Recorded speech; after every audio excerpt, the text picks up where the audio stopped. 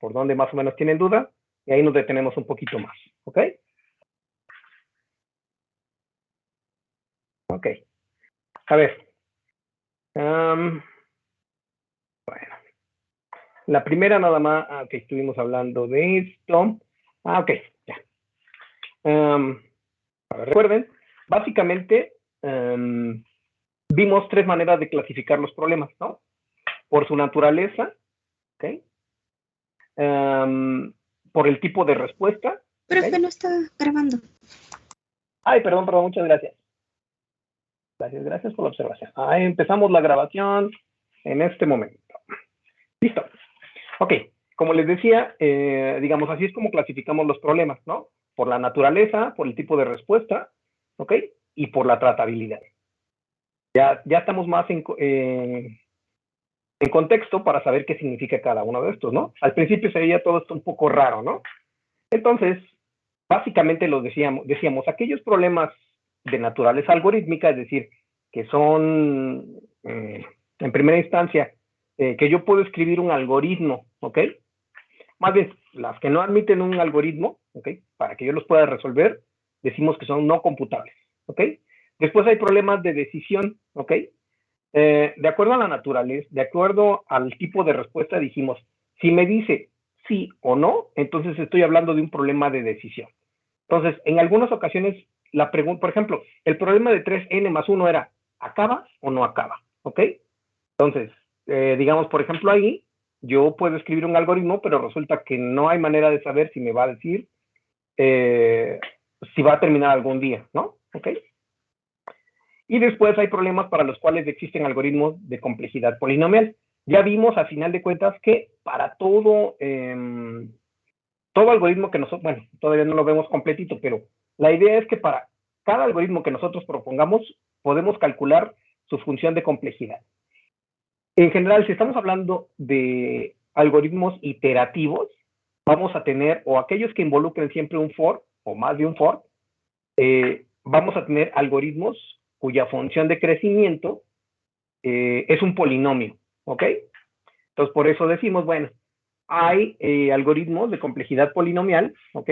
Los cuales yo puedo tratar. Y ya vimos una cierta jerarquía donde podíamos decir, bueno, los problemas yo básicamente los voy a encasillar, los voy a clasificar de acuerdo a esta función de complejidad que está, que está en función, valga la redundancia, de de qué tan complicado, es decir, qué tanto tiempo me tardo en resolver un problema de una cierta talla o un tamaño determinado. ¿Ok? Y después hay algoritmos de problemas que sí admiten una solución, pero digamos no lo podemos resolver por algoritmos de complejidad polinomial. ¿Ok? Y en este caso estamos hablando de algoritmos intratables. Todavía no vemos así en ejemplos exactos para este tipo de cosas. Eso lo vamos a ver ya para el final del curso. ¿Ok? Así ya más en forma. ¿Ok? Entonces, básicamente los podemos clasificar así, como no computables o indecidibles, ¿ok? Y después, de los que admiten solución algorítmica, tratables o intratables, ¿ok? Bueno, y les hablábamos de este algoritmo del 3n más 1 y algunas otras cosas, ¿ok? Por ejemplo, este de proyectos, ¿no? Que se ve muy simple, decir, si ustedes lo recuerdan, tengo un cierto conjunto de proyectos, cada uno me reporta, al final de cuentas, me va a reportar cierta utilidad o cierta ganancia, y cada uno de ellos tiene un cierto costo asociado, ¿ok? Y yo tengo un cierto presupuesto, y entonces aquí el asunto es elegir el conjunto, el cual represente la máxima suma de utilidades, ¿ok? Y un costo no mayor a B, ¿vale? Entonces parecería que es un problema, pues más o menos sencillo, pero digamos, si yo tuviera esto, si esto le estoy hablando de un conjunto grande de proyectos, decidir cuáles tomar, sí tiende a ser un problema un problema intratable, ¿ok?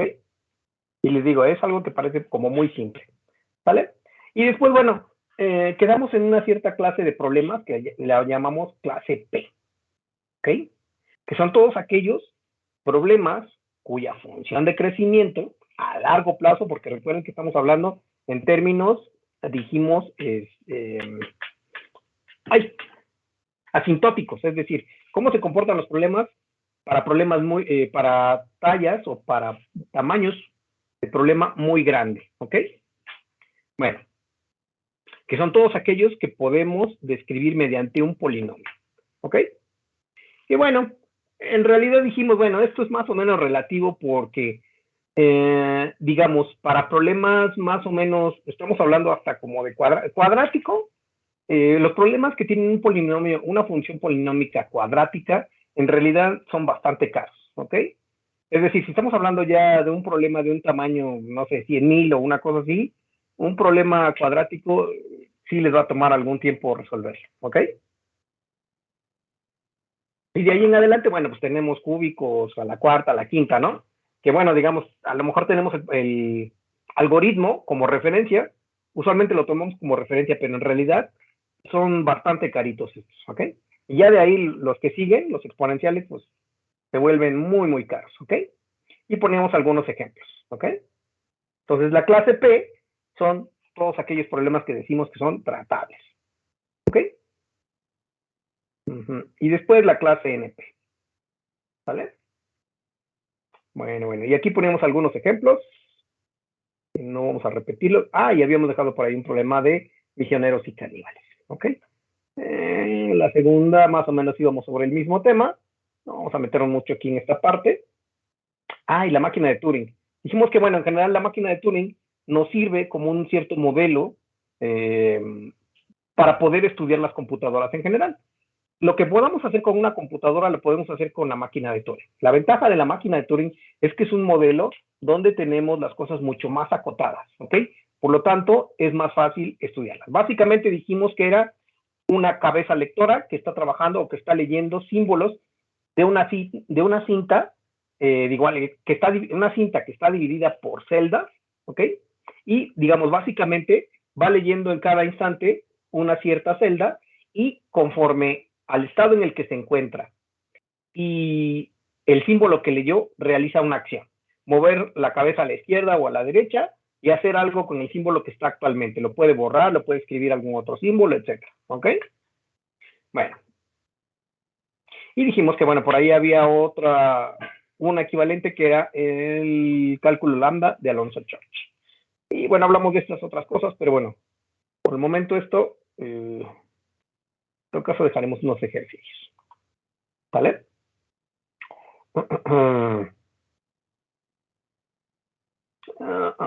Bueno, igual, aquí estamos hablando de P y NP, ¿ok? A ver. Ok. Entonces, considerando que lo que sabemos que es un algoritmo, que básicamente es una secuencia de instrucciones sencillas, ¿ok? O atómicas, ¿ok? Dijimos, bueno, vamos a encontrar a lo largo de nuestro trayecto, de nuestro curso en el estudio de la computación, que tenemos varios algoritmos que pueden resolver el mismo problema. Un ejemplo de ello es el ordenamiento. Otro es la búsqueda de un elemento en un arreglo, ¿ok?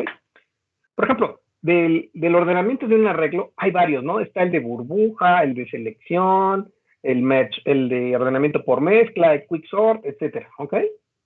Bueno, estos, si ustedes recuerdan de su curso de estructura de datos, cada uno de ellos tienen un cierto costo, ¿ok? Tienen una estrategia de resolver el problema y por lo tanto tienen un costo asociado.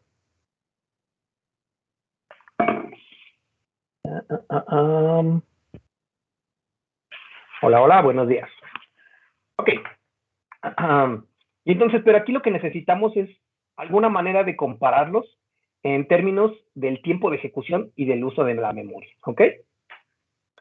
Entonces, como decía aquí, un algoritmo que resuelve un problema, pero básicamente va a tardar un año en hacerlo, pues difícilmente será de utilidad. Y dijimos, esta es la base sobre la cual funcionan los algoritmos criptográficos, ¿ok? Usualmente es cuestión de resolver un problema.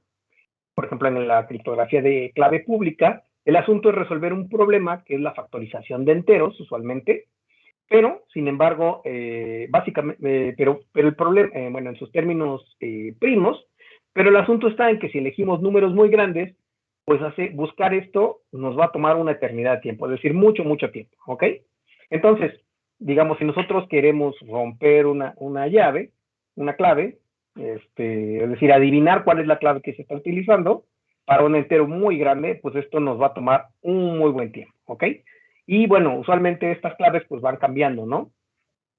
Las claves que se utilizan. De tal manera que si nos tardamos, digamos, por decirlo de alguna manera, con una supercomputadora, una semana en resolverlo, pues no va a ser de utilidad para algo que está cambiando, digamos, no sé, en 2 horas, ¿no? ¿Ok? O en 5 minutos, no sé. Entonces, pues digamos, básicamente, les digo, en eso está basado las soluciones criptográficas, los algoritmos criptográficos de clave pública. ¿Ok? Entonces, ¿qué es lo que ocurre? Que tenemos algoritmos que resuelven un cierto problema, pero nos tardamos mucho tiempo. ¿Ok? Igual, un algoritmo que necesite 1 GB de memoria tampoco es útil en la vida diaria. ¿Ok? Va a haber ciertos asuntos, por ejemplo, científicos, de cálculos científicos, donde, bueno, a final de cuentas quieren llegar a un cierto resultado o calcular o establecer ciertas bases para otra cosa. Bueno, si les toma un mes hacerlo, pues digamos, a lo mejor sí tiene sentido esto, ¿no? Para la vida diaria, usualmente este tipo de cosas pues no se ven. ¿Ok? Bueno, pero entonces es nada más para ponernos en contexto. ¿Ok? Entonces, recuerden, necesitamos calcular dos cosas. ¿Cuánta memoria consume y cuánto me cuesta ejecutarlo? ¿Ok? ¿Vale? Y como dice aquí, usualmente no siempre coinciden estas dos cosas. Por ejemplo, el algoritmo de ordenación por mezcla es muy, muy bueno porque lo que hace básicamente es dividir el problema a la mitad y recursivamente irlo resolviendo. La cuestión es que requiere un uso de memoria adicional, ¿no? Que otros algoritmos no tienen. ¿Okay? Entonces es muy bueno, pero requiere memoria adicional. Digamos el doble de memoria prácticamente.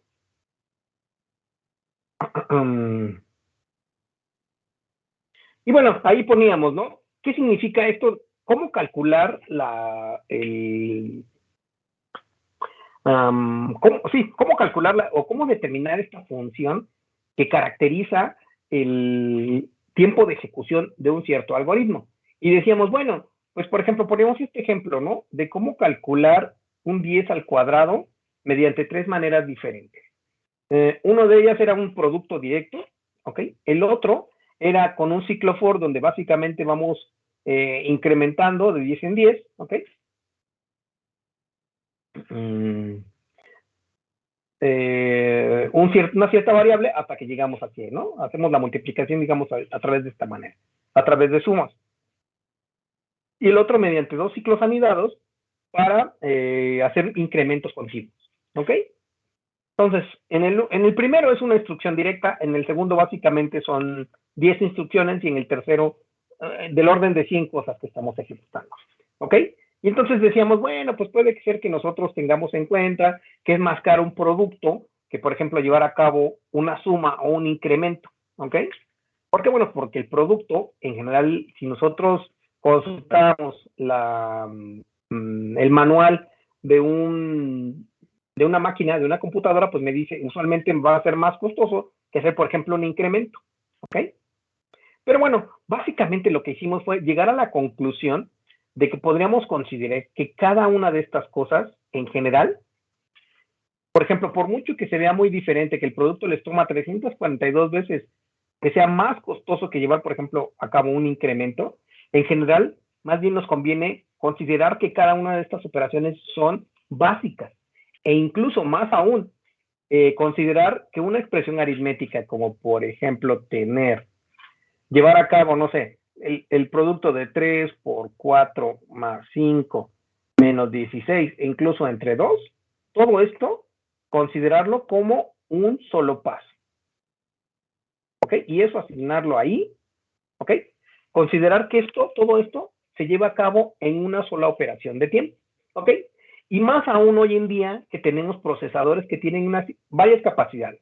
Los procesadores de hoy en día no son lineales, sino que en general, por ejemplo, de estas operaciones, dividen esto, digamos, en instrucciones más atómicas. Por ejemplo, para llevar a cabo esto, primero hay que hacer un producto y una suma, etcétera, ¿ok? Entonces, por ejemplo, en este caso, puede ser que se lleven a cabo al mismo tiempo dos operaciones. Es capaz de dividir en microinstrucciones, digámoslo así, todo esto partirlo en pedacitos y decir que tenerlo en pedacitos y llevar a cabo de manera simultánea todas las operaciones en un jalón. Es decir, no necesariamente, sí nos quedaría difícil decir, por ejemplo, cuáles de estas operaciones, así a simple vista, cuáles son las que se llevan, digamos, secuencialmente y cuáles en paralelo. Por eso, podríamos considerar que con todo y que aquí haya 5 u 8 operaciones, considerar todo esto como un solo paso, ¿ok? Eso es algo bien importante.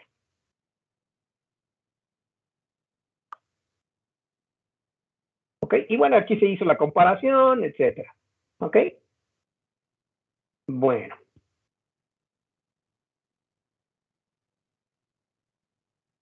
¿Ok? Y entonces, lo importante aquí es considerar cómo caracterizar o cómo determinar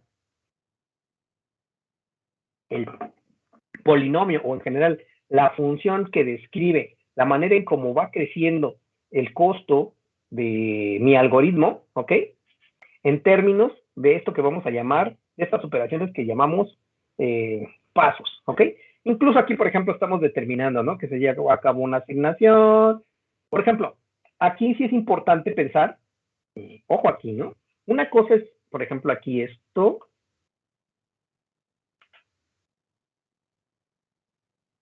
Una cosa es pensar esta como una sola instrucción, ¿ok? Donde se hace una asignación de una expresión ahí. Eso sí es un solo paso, una sola operación, digámoslo así, ¿ok? Pero lo que vamos a tener es que, por ejemplo, aquí, en el ciclo for, básicamente sí es importante considerar que aquí estas tres cosas no son una sola operación, ¿ok? Esta sí es un solo paso, ¿ok? Este es un paso completamente diferente y este es otro, ¿ok? ¿Por qué? Porque, por ejemplo, este se lleva a cabo una sola vez, ¿ok? Esta comparación, en cambio, se lleva a cabo cada vez que volvemos a iniciar el ciclo for, ¿ok? Y este incremento, en realidad podemos considerarlo pues también, ¿no? Cuando entramos al ciclo for y se lleva a cabo, cuando esta condición, digamos, se cumple, que todavía no, bueno, cuando todavía no se cumple, bueno, más bien, cuando se sigue cumpliendo, digamos, entramos al ciclo for siempre y cuando esta condición se cumple, ¿ok? Entonces, cuando entramos al ciclo for, en algún momento hacemos el incremento, ¿vale? Entonces, por eso aquí es importante considerar que estamos hablando de tres cosas diferentes, ¿ok? Bueno. Y entonces también hablábamos de instancia y de problemas, ¿no? ¿Ok? Instancia significa, puede ser que yo tenga un cierto problema con varias instancias diferentes, ¿ok? Es decir, es bien importante que diferenciemos el tamaño del problema de la instancia que estamos resolviendo, ¿ok? Puede ser que, por ejemplo, para un problema de tamaño 100, buscar un elemento, en algún caso sea más sencillo que otro, o que lleguemos a la respuesta más rápidamente. Por ejemplo, si busco en un arreglo que está ordenado el elemento más pequeñito, lo voy a encontrar muy rápido, ¿ok? Pero sin embargo, si tengo, o por ejemplo que está ordenado al revés, en ese caso buscar el primer elemento de manera secuencial, pues nos va a tomar o va a implicar que nosotros recorramos todo el arreglo para poder resolverlo. ¿Ok? Bueno, entonces no sé si quede claro qué significa un paso en nuestro cálculo que estamos haciendo aquí con los algoritmos. ¿Sí queda bien claro qué cosa es un paso?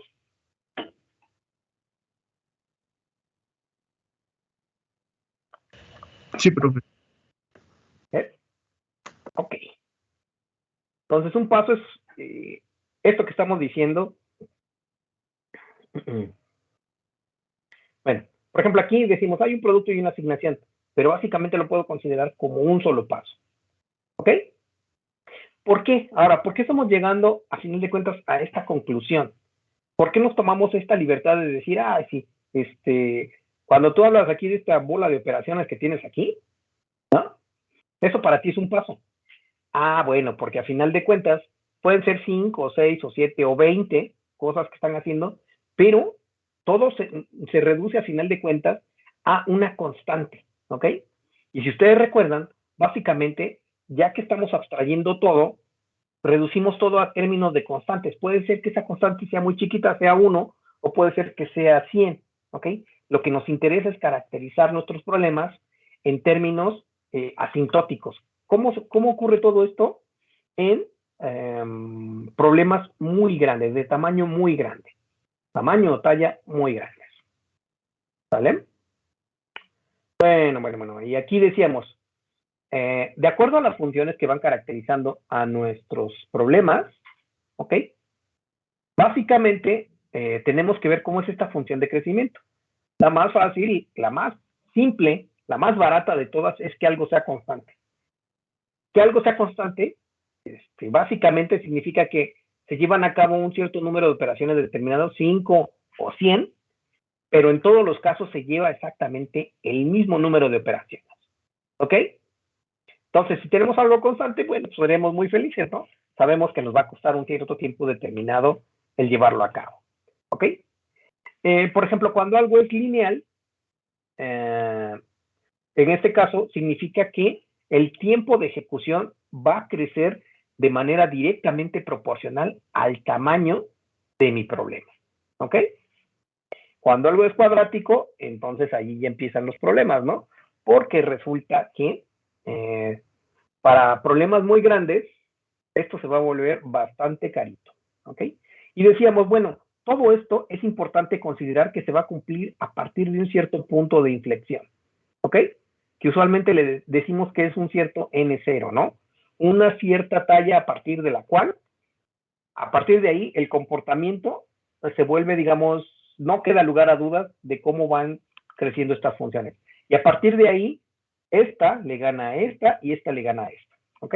Antes de ese puede ser que, por ejemplo, para tallas más pequeñitas, de tamaño 1, 2 o 100, si ustedes quieren, puede ser que nuestro problema a lo mejor pareciera que el tamaño constante siempre es más caro que el lineal o que el cuadrático. Pero hay un cierto punto de inflexión a partir de lo cual el crecimiento característico ya queda determinado y de ahí ya no se mueve. ¿Ok? Bueno, es decir, queda bien claro quién es más grande que otro. ¿Ok?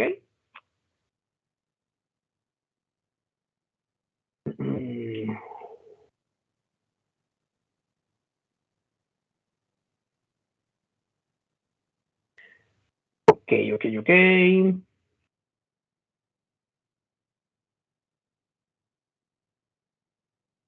Entonces, es bien necesario que digamos qué significa esto de paso. Un paso para nosotros es un segmento de código cuyo tiempo de proceso no depende del tamaño del problema considerado y está acotado por alguna constante. ¿Ok? Por eso es que puedo, repito, por eso es que puedo yo decir que una asignación de una expresión aritmética bastante complicada es una operación básica. Ojo, lo que no estamos diciendo es que de pronto diga, por ejemplo, aquí y es lo que me resulte de calcular la transformada rápida de Fourier de alguna cosa, ¿ok? Eso más 5, por ejemplo, no sé, una cosa así. Ojo, esto no es cierto. ¿Por qué? Porque calcular esto involucra invocar a una cierta función, a un procedimiento, lo cual no es una operación básica, ¿ok? Las operaciones aritméticas básicas sí, pero esto no es una operación básica, ¿vale? No confundirse con eso.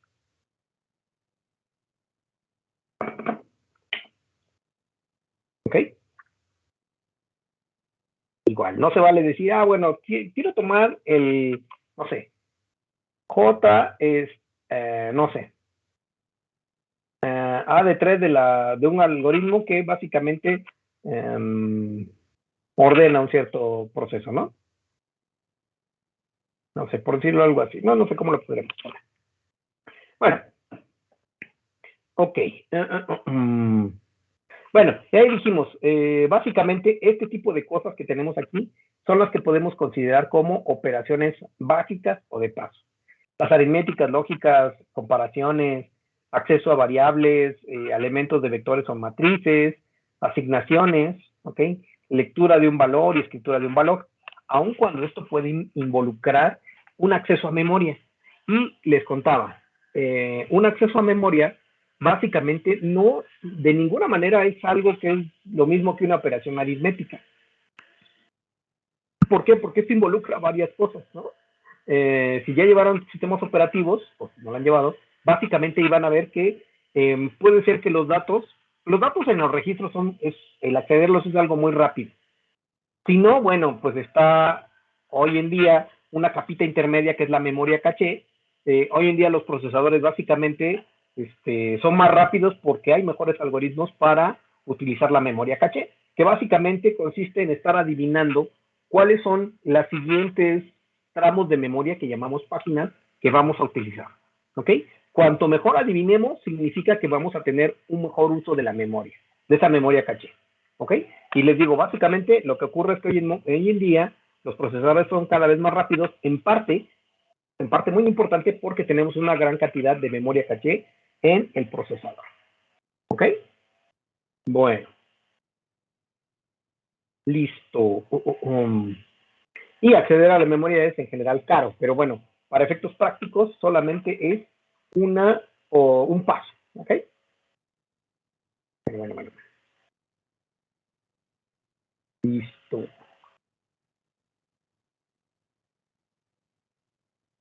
Y les decía, como dice aquí, hay problemas para los cuales para una misma talla hay muchas instancias diferentes. No confundir la talla con la instancia, ¿ok? La talla o el tamaño del problema significa, para algo que yo caracterice, necesito, para un problema, identificar cuál es lo que va a hacer crecer el tamaño de mi problema o la talla. Por ejemplo, si estoy hablando de arreglos, entonces en ese caso estaré pensando en el tamaño del arreglo, ¿ok? Por ejemplo, si estoy trabajando con cadenas, debo de pensar en cuál es la longitud de la cadena y cosas por el estilo, ¿ok? Por ejemplo, si estoy trabajando con problemas numéricos, a lo mejor debería de pensar pues qué tan grande es el número con el cual estoy trabajando, no sé. Hay que pensar justamente cuál es la medida que yo voy a utilizar para caracterizar mi algoritmo, para saber de qué tamaño es, ¿ok? Les digo, lo más sencillo, usualmente cuando trabajamos con arreglos, es pensar justamente en el tamaño del arreglo. ¿Cuántos elementos tiene mi arreglo? ¿Ok? Esa es la talla o el tamaño. La instancia, por ejemplo, en este caso, significa que qué cosas hay, qué elementos hay en cada uno qué elementos hay en un arreglo de tamaño determinado. ¿Ok? Entonces, como nos podemos imaginar, los elementos que están allá adentro, si son numéricos, por ejemplo, pues es una cantidad prácticamente infinita lo que puede ocurrir allá adentro, ¿ok? De números, ¿vale? Entonces, también ese es otro concepto importante. La instancia y la talla o el tamaño del problema, ¿ok? Les digo, en algunos casos es muy fácil determinarlo y en otros casos, pues a lo mejor nos va a costar un poquito más visualizar. Después, lo siguiente es pensar en qué cosa es el mejor caso, el peor caso y el caso promedio. ¿Ok? Y les digo, por ejemplo, aquí, la suma, una función que calcule, vimos un ejemplo de una función que calcule la suma de todos los enteros en un cierto intervalo. ¿Ok? ¿Qué pasó? Ok, va de nuevo. Lo de la instancia. Recuerden, una cosa es el tamaño o la talla del problema. Significa qué tan grande es mi problema. ¿Ok? Puede ser de tamaño 5 o de tamaño 100,000. ¿Ok? Eso piensen en una regla. La instancia o el tamaño es de cuántos elementos hay en el arreglo. ¿Sí? Pensarlo así. ¿Cuántos? Piénsenlo en esa palabra. ¿Cuántos elementos hay en un arreglo? Cuando decimos cuántos, no estoy diciendo en específico cuáles están ahí. Cuando yo diga cuáles elementos están en el arreglo, ahí estoy hablando de la instancia del problema. ¿Ok? Por ejemplo, aquí tenemos problemas 1, 2, 3, 4, 5. 1, 2, 3. Bueno, por ejemplo aquí. Ok, no sé, 1, 2, 3, 4, 5. Entre estos dos son dos problemas de tamaño 5. Sin embargo, la instancia, aquí hay una instancia donde están, es decir, qué elementos componen mi problema, o cómo están, incluso qué elementos y cómo están acomodados los elementos de mi arreglo. ¿Ok? Por ejemplo, aquí están acomodados, si pensamos que este es un 4, podemos pensar que están ordenados de manera inversa. ¿Ok? Y por ejemplo, aquí tenemos elementos que no necesariamente están ordenados. ¿Vale? Entonces, por lo tanto, instancia significa cuáles elementos están o componen mi problema y cómo están acomodados. Eso es la instancia, ¿ok?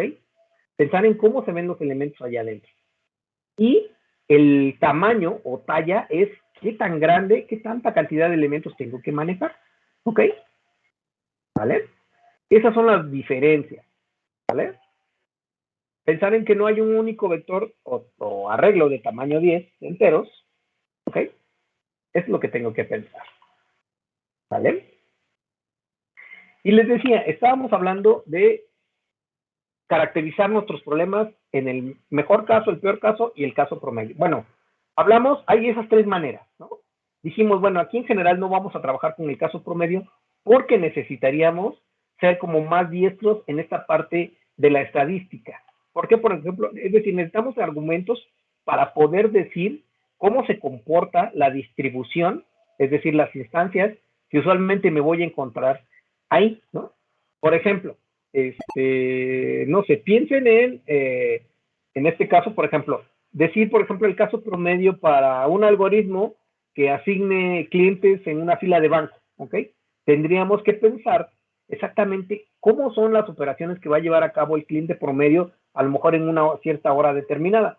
Puede ser que a las 10 de la mañana de pronto vengan los señores que tienen negocios y bueno, a lo mejor tienen que llegan y hacen 10 operaciones, ¿no? Y por ejemplo, por decir algo, a la 1 de la tarde, llegamos todos los demás que a lo mejor nada más tenemos y vamos a hacer una operación de depositar un cheque o no sé, cambiar un billete, lo que ustedes quieran, ¿ok? Por eso les digo, tendríamos que tener más información y poder expresar esa información en términos estadísticos, ¿vale? Para poder llevar a cabo este análisis estadístico de cómo es un caso promedio. Por eso, en general, más bien vamos a pensar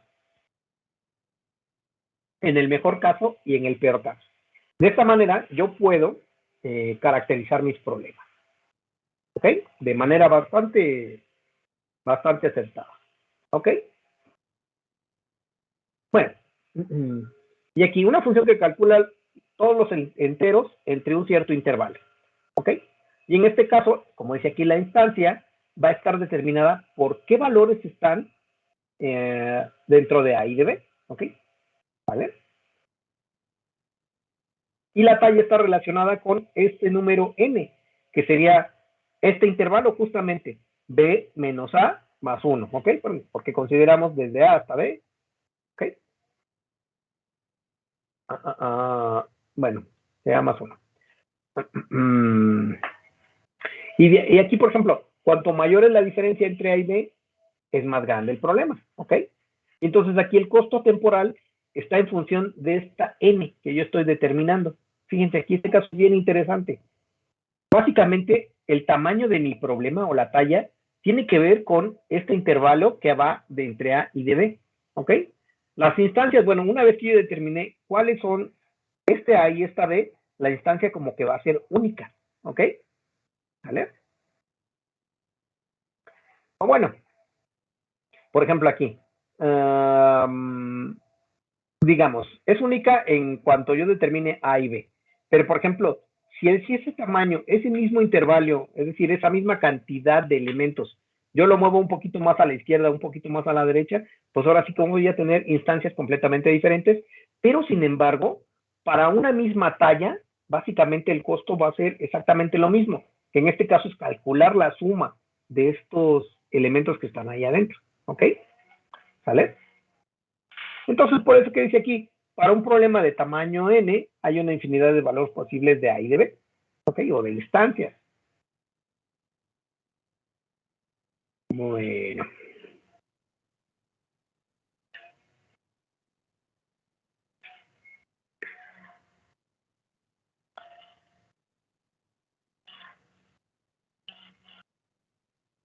Y por ejemplo aquí, hay veces en el que el costo va a ser dependiente de la instancia. Por ejemplo, como les decía, buscar un elemento en un arreglo que no está ordenado, ¿ok? Y resulta, o bueno, por ejemplo, buscar un elemento en un arreglo que está ordenado y lo que yo busco es el primer elemento, bueno, el elemento más pequeñito, pues lo voy a encontrar siempre muy rápido. Es decir, depende en cómo están organizados, qué elementos hay ahí y cómo están organizados o cómo están distribuidos, mejor dicho, en este arreglo, ¿ok? Por eso es que ahí, por ejemplo, para un problema de tamaño, no sé, 100,000, hay instancias donde yo pueda resolver mi problema muy rápidamente y otras donde me voy a tomar mucho tiempo en resolverlo, ¿ok?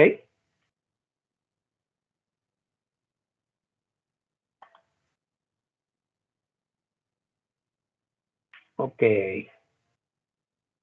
Y bueno, aquí veíamos, ¿no? De cómo se comportan en este caso.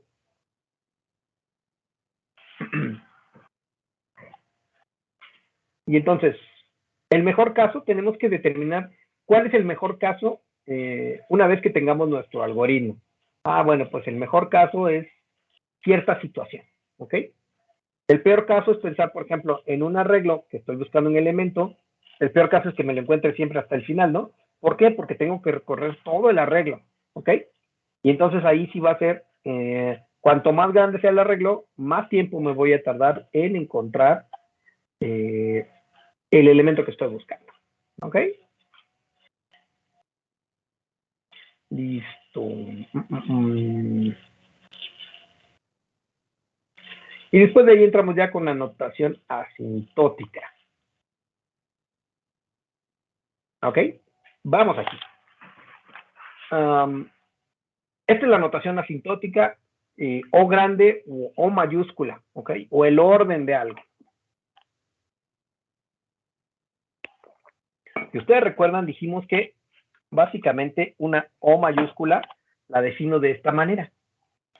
Decimos que algo es O de F de N si ocurre lo siguiente. Yo tengo una función que va de los naturales a los reales. ¿Por qué? ¿Por qué mi función que caracteriza mi problema está así? Ah, pues porque si se fijan, yo lo estoy tomando a partir del tamaño, o pues sí, básicamente a partir del tamaño de entrada de mi problema, ¿ok? En función de qué tan grande es mi problema, que básicamente yo lo doy en términos enteros, digamos, ¿ok? Enteros positivos. Y digo, tengo un arreglo de tamaño 5, de tamaño 100 o 50,000, ¿ok? Y eso básicamente lo caracterizamos, si se fijan aquí, uh, por ejemplo, nos quedaba de un polinomio de esta manera, ¿no? 2n al cuadrado, no sé qué. Esto es una función que en realidad está, esta es una función que en realidad está operando sobre los reales, ¿ok? Bueno, los reales positivos, ¿ok?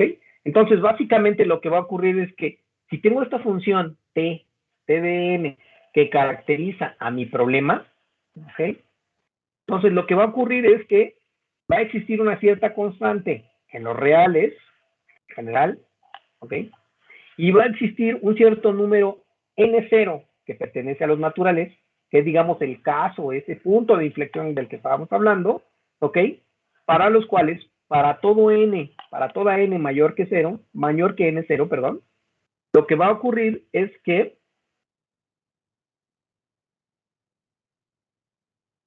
esta t de n siempre va a ser menor o igual que c por f de n, ¿ok? Entonces, es lo que básicamente lo que nos está diciendo.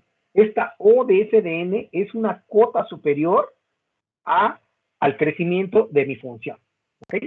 Significa que lo que estoy diciendo es mi función que caracteriza, o esta función de crecimiento de mi algoritmo, no va a ser en ningún momento mayor que esta, ¿ok? Y esta O de f de n, ¿ok? Entonces, O de f de n es el conjunto de funciones cuyo valor es siempre menor que un cierto número constante c de veces f de n para valores de n suficientemente grandes, ¿ok? O sea, es el conjunto de funciones que asintóticamente podemos acotar superiormente con una función proporcional a f de n, ¿ok? Por eso es que poníamos el caso. Todas estas funciones 3n más 2, 100n más 50, n más 45.600, todas ellas puedo decir que estas son O de n, ¿ok? ¿Por qué? Porque básicamente todas ellas las puedo pensar en que se pueden caracterizar básicamente por n. No importa la constante que yo tenga aquí, ¿ok? Hay alguna que yo puedo proponer de tal manera que esto se cumpla, ¿ok? Entonces, no sé si quede claro esta definición, lo que significa, ¿no? ¿Cómo calcularlo? ¿Queda claro qué significa O grande u O mayúscula de n? Sí, profe. ¿Sí? Ok. Entonces, desde esta cota superior, la cual pone un cierto como límite, digamos, de crecimiento, o bueno, más bien, caracteriza, es decir, como que representa, pues, a todas estas funciones, ¿no? Es decir, con decir O de n ya me doy una idea de que es lineal, ¿ok? Les digo, puede ser que sea 100n, pero bueno, no importa. O que aquí sea 45.600, tampoco importa, ¿ok? Básicamente todas ellas son O de n, ¿ok? Entonces, gráficamente, esto es lo que significa. Hay una cierta n0 a partir de la cual esta t de n, que es la función que caracteriza o que yo determiné como función de crecimiento de mi problema o de mi algoritmo, ¿ok? Esta siempre va a ser menor que f de n por una constante, ¿ok? Siempre. Puede ser que, digamos, esta esté muy pegadita, por ejemplo, aquí a esta, ¿ok? O puede ser a lo mejor que esté muy despegada. Lo que nos interesa es que justamente estas cotas, para análisis de algoritmos, pues estén muy estrechas, ¿ok?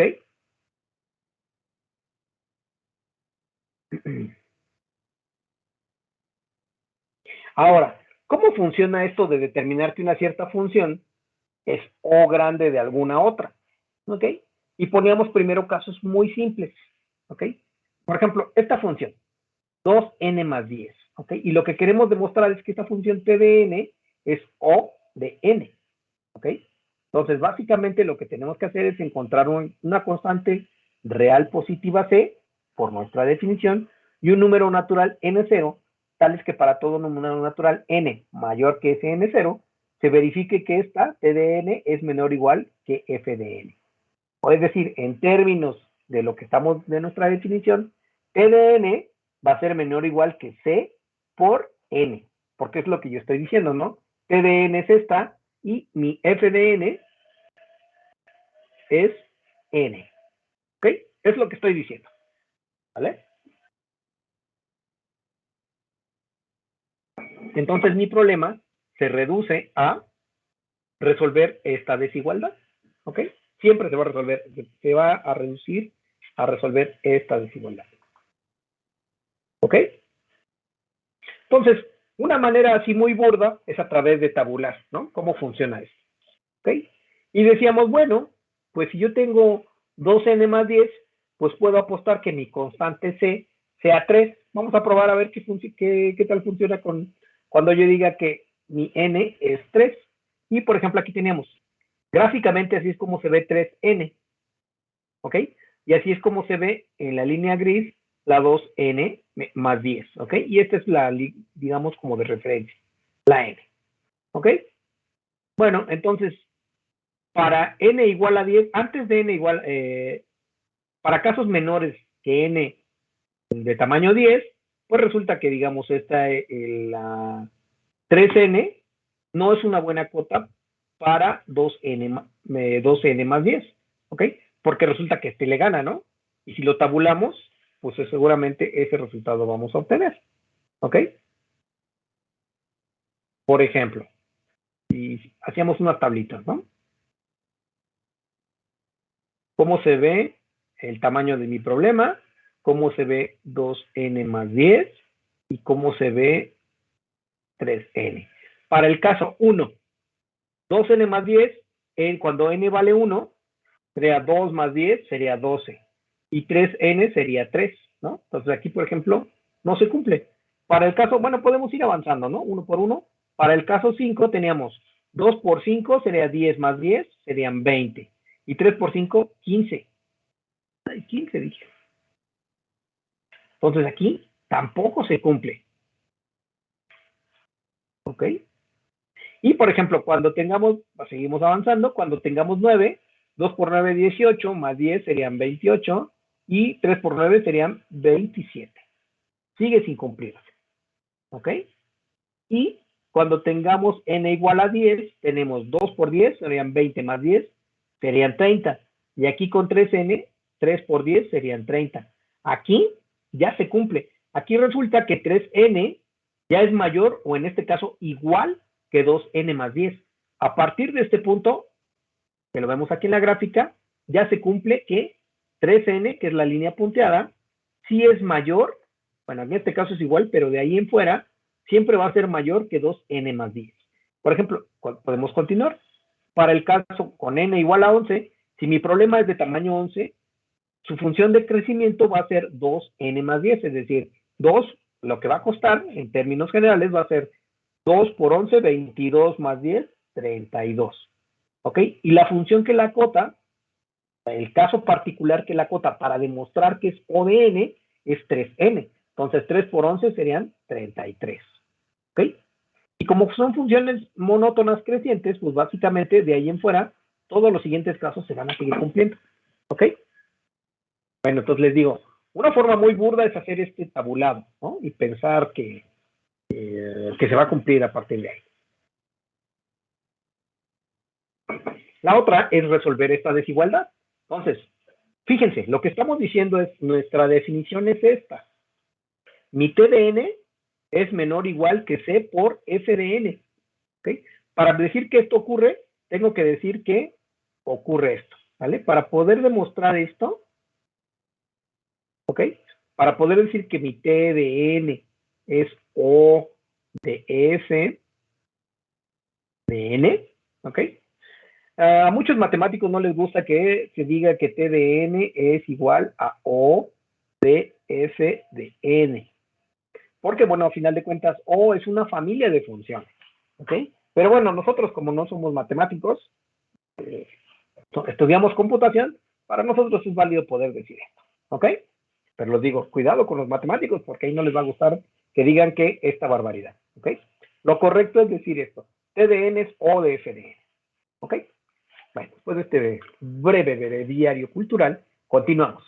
Recuerden, lo que quiero hacer es determinar que mi función, esta es T de n, es O de F de n, es decir, O de n. Para eso tengo que demostrar que existe una cierta constante C, ¿okay? y existe una n0, a partir de lo cual esto se cumple.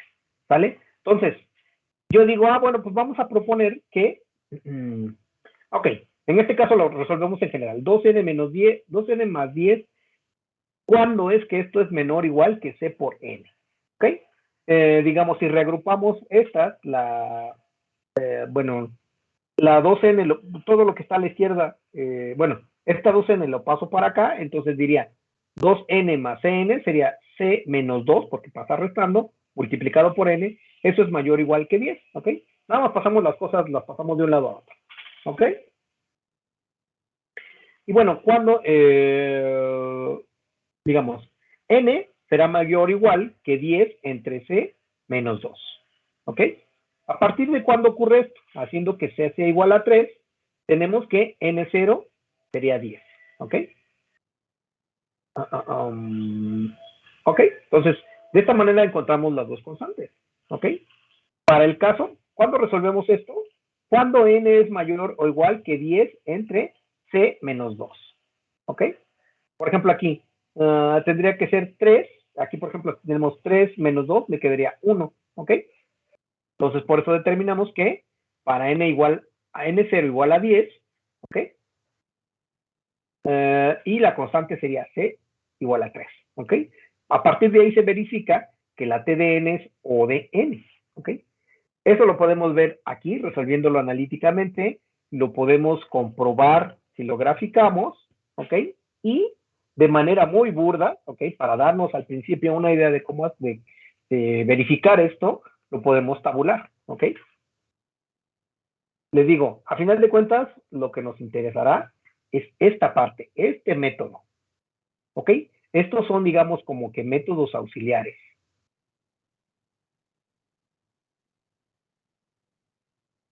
para que podamos comprobar lo que estamos diciendo. ¿Ok? ¿Vale? Entonces, digamos, si no, de pronto medio no se nos ocurre, podríamos hacer un poquito de trampa y pensar y recurrir a esto. Y a partir de eso, intentar estas ideas. ¿Ok? ¿Sale? Pero les digo, lo que nos interesa es esta parte de aquí. ¿Ok? Resolver la desigualdad.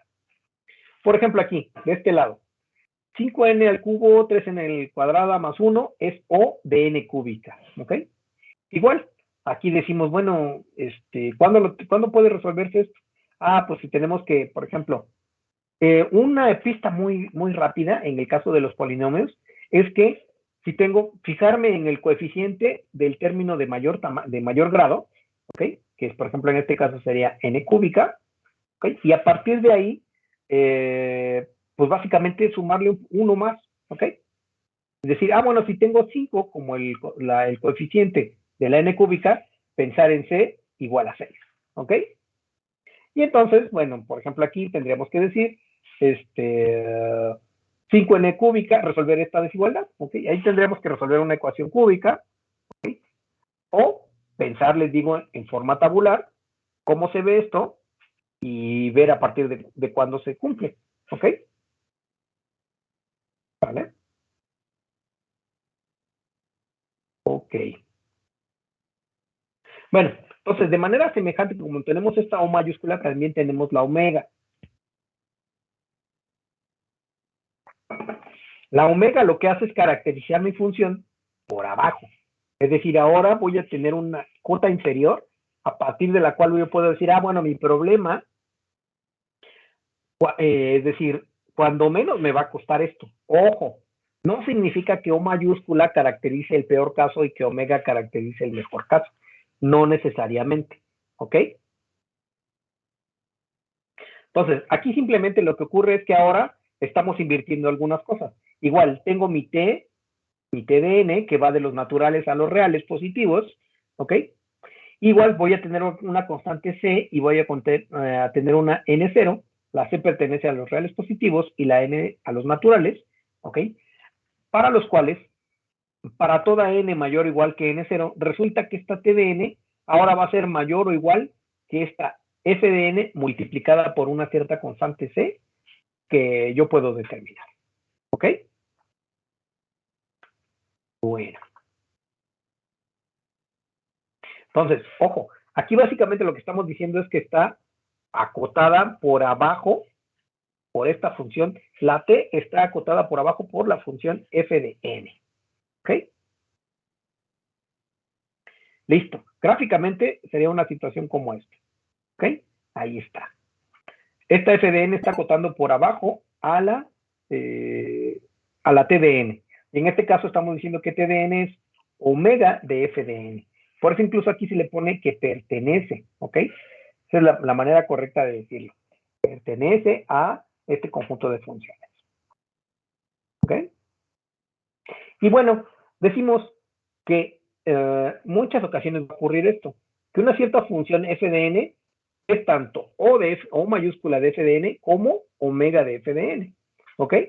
Entonces, por ahí había una pregunta en el ejercicio del viernes. Yo les preguntaba, el problema que te estoy, bueno, la función que encontraste, ¿la cota por arriba y la cota por abajo? ¿Sí o no? ¿Y por qué? ¿Ok? Entonces, básicamente, lo que teníamos que hacer era determinar, en este caso, pues si se cumplía en ambos casos, ¿ok?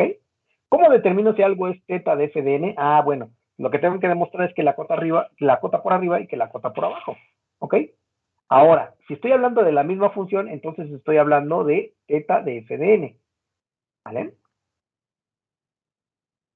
Por ejemplo aquí, esta función, t de n igual a 3n más 2 es teta de n. ¿Por qué? Bueno, porque, por ejemplo, si pruebo porque esta t de n es menor que 4n, ¿ok? Y, por otro lado, también esta t de n es mayor o igual que 2n, ¿ok? No sé si lo pusimos aquí. Bueno, vamos a hacer la tabulación para que se vea, pues, ¿ok? Fíjense, si tenemos n, después ese es, digamos, el tamaño de mi problema. A partir del tamaño del problema, yo tengo la función de crecimiento que es 3n más 2. ¿ok? Y después tengo, por ejemplo, la función 4n y también la función 2n, ¿ok? Entonces, por ejemplo, para tamaño 1, aquí 3n más 2 sería 1, 3 por 1, 3 más 2, 5. Después 4n sería 4 y 2n sería 2. ¿Okay? Para tamaño 2 sería 6 más 2, 8, 4 por 2, 8 y 2 por 2, 4. ¿Okay? Para tamaño 3 ocurre que 3 por 3, 9 más 2, 11, 4 por 3, 12 y 2 por 3 son 6. ¿Ok? Y ahí le podríamos seguir. ¿Ok? Entonces, si se fijan, por ejemplo, aquí, aquí, por ejemplo, lo que nos está diciendo es que 3n más 2, que es la función que nosotros determinamos para nuestro algoritmo, es O de n, porque con c igual a 4, con c igual a 4, lo que ocurre a partir de n0 igual a 2 es que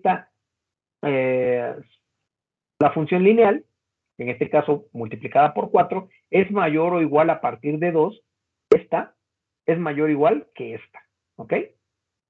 ¿Vale? Entonces, a partir de este caso, ocurre que el 4n, o que n, es O mayúscula, bueno, más bien que 3n más 2 es O mayúscula de n, ¿ok?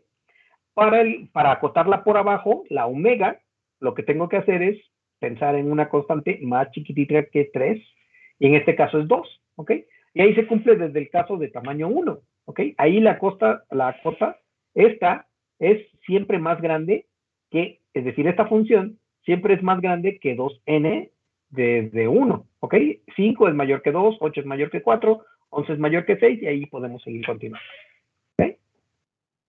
Entonces, de esta manera demostramos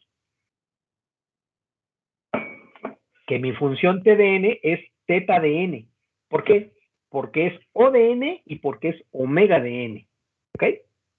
¿Vale?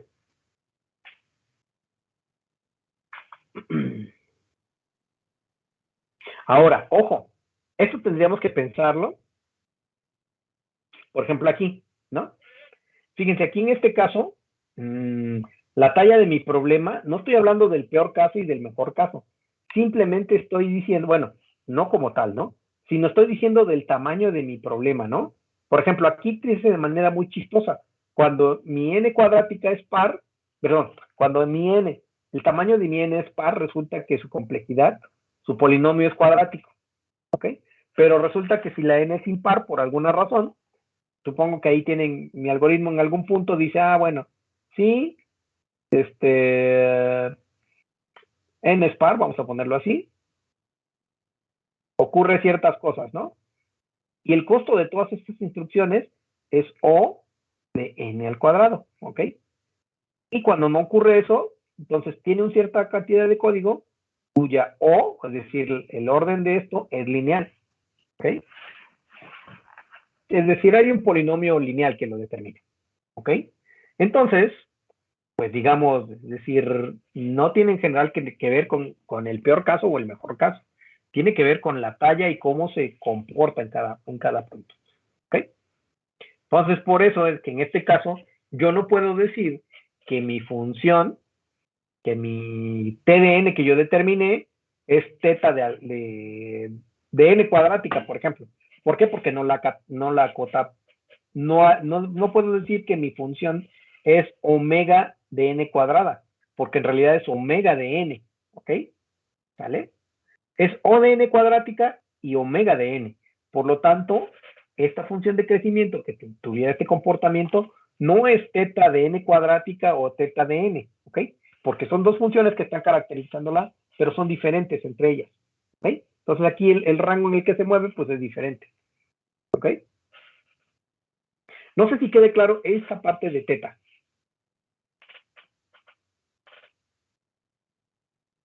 Así nada más el concepto, aunque sea.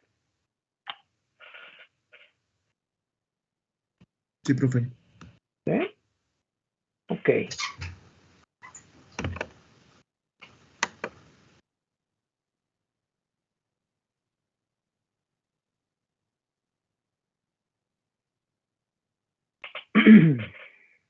Ok.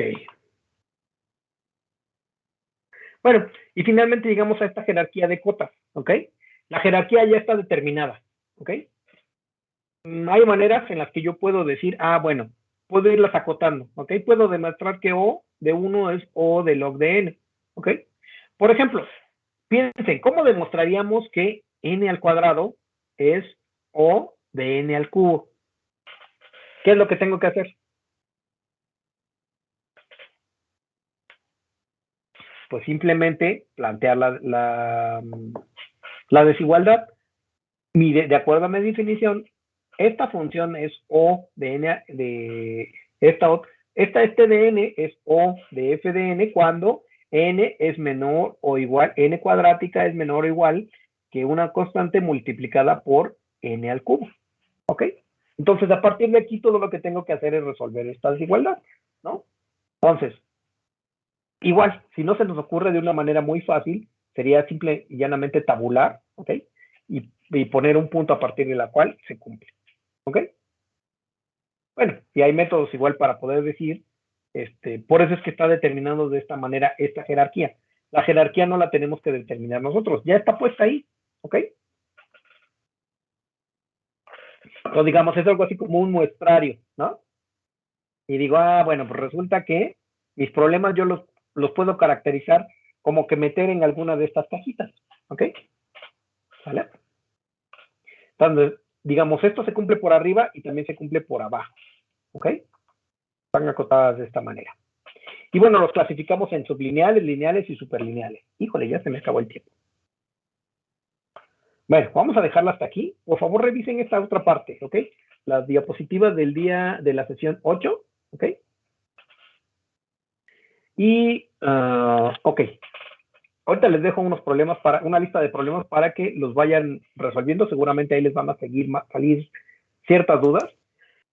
Entonces ahorita completo los equipos que me faltan, que no lo he hecho, y les asigno las tareas. La tarea, en este caso, este conjunto de problemas, va a ser en equipo. ¿Ok? Bueno. Gracias, profe. Gracias. Por lo de los equipos. De nada. Ahorita lo completo. Ahora les juro que eso lo completo. Déjenme terminar la grabación. Listo. Y, ok. Si no hay más dudas, nos veríamos el día jueves. ¿Ok? En el transcurso sería la tarea? Calculo que una semana más o menos, a partir de que yo se las deje. ¿Ok? Sí. Bueno. Listo. Nos vemos entonces en la siguiente sesión, muchachos. Muchachas y muchachos. Gracias, profe. Que tenga bonita semana.